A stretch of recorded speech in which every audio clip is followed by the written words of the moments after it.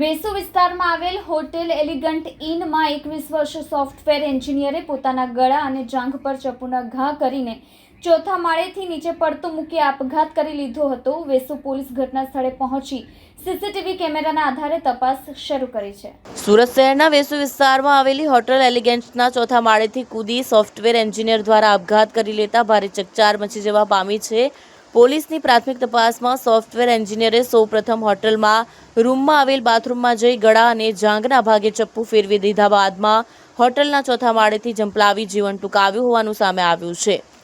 જોકે મૃતકના પરિવારે આક્ષેપ કર્યો છે કે યુવકે આપઘાત નહીં પરંતુ તેની હત્યા કરવામાં આવી છે। પોલીસે યુવકની લાશને પીએમ અર્થે સુરત નવી સિવિલ હોસ્પિટલ ખસેડી છે, જ્યાં યુવકે આપઘાત કર્યો છે કે પછી તેની હત્યા છે તેનું અંગેનું રહસ્ય જાણવા પોલીસે વધુ તપાસ હાથ ધરી છે। બનાવને લઈને જો વિગતવાર વાત કરીએ તો સુરતના વેસુ વિસ્તારમાં સોફ્ટવેર એન્જિનિયરે આપઘાત કર્યો છે। વેસુ વિસ્તારમાં આવેલ હોટેલ એલિગન્ટના ચોથા માળેથી ઝંપલાવી જીવન ટૂંકાવી લીધું છે।